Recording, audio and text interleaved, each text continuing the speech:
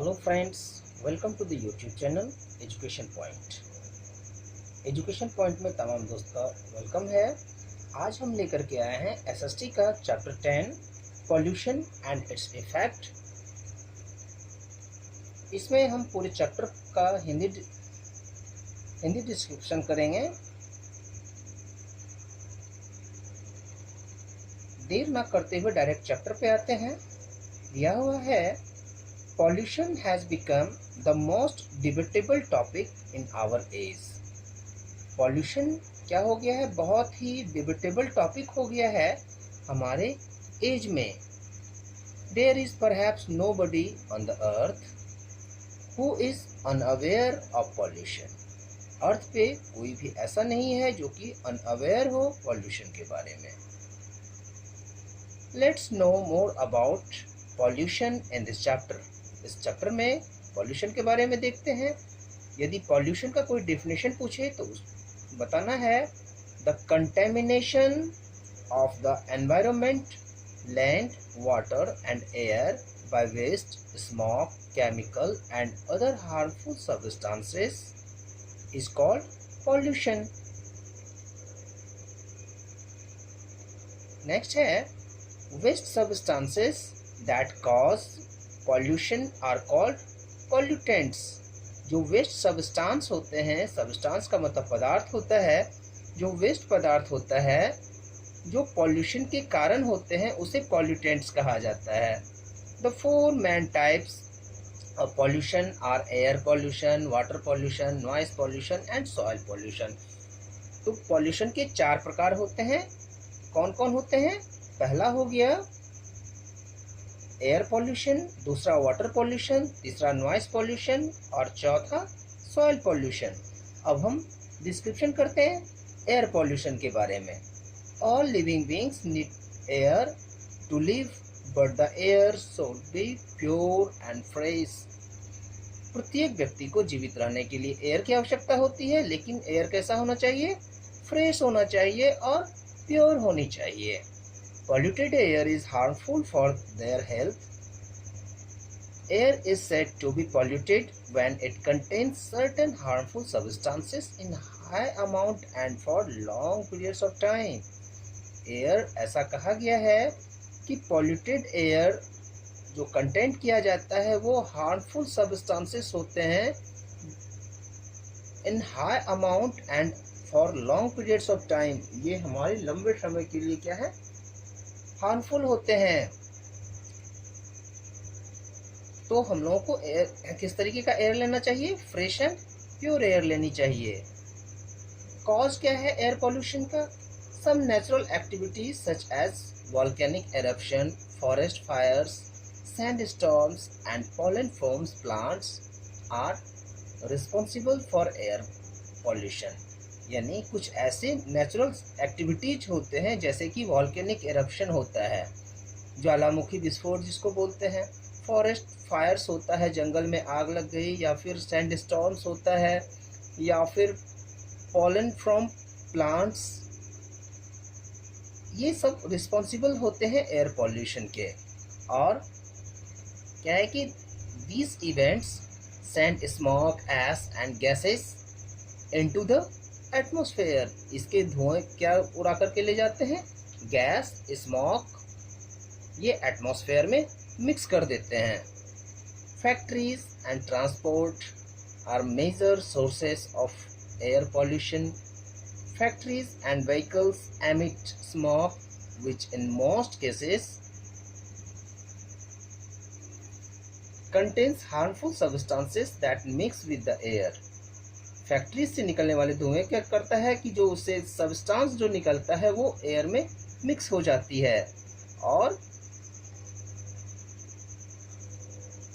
Factories and automobiles burn these fuels like coal and petroleum for power, but they do not burn them completely. Factory में क्या होता है? Petroleum और कोल का इस्तेमाल किया जाता है, लेकिन उसे पूरी तरीके से नहीं जलाया जाता है।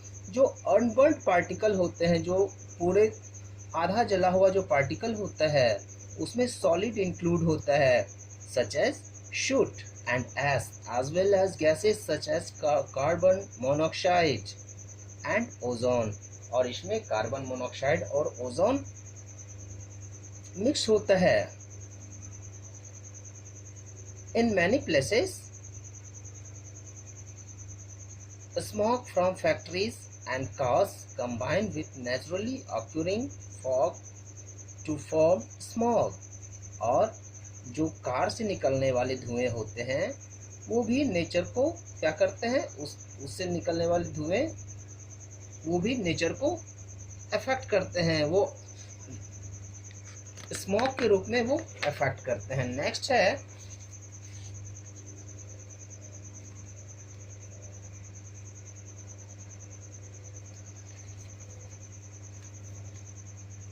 air pollution is also caused when fuels such as wood, coal or kerosene are used in homes for cooking। Air pollution जो होता है, जैसे कोई भी फ्यूल्स, जैसे लकड़ी जलाया गया, कोयला जलाया गया या केरोसिन जलाया जाता है घर में, या खाना बनाने में जो यूज़ किया जाता है, वाटर को हीट करने में जो यूज़ किया जाता है, तो वो भी एयर पोल्यूशन के कॉज होते हैं। Trees are being cut down on a large scale for building cities and roads. What is ignored is the fact that trees absorb carbon dioxide from the air and give off oxygen and clean the air.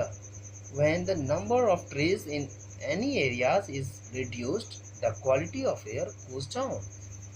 जैसा कि हम लोग जानते हैं कि पेड़ हमें oxygen देती है और कार्बन डाइऑक्साइड स्वयं ग्रहण कर लेती है, लेकिन जहाँ जहाँ पेड़ की कटाई हुई है वहाँ फ्रेश एयर में कमी आई है। फैक्ट फाइल में क्या है कि history buildings like the Statue of Liberty in New York, the Taj Mahal in India and the Saint Paul's Cathedral in London have been damaged by acid rain.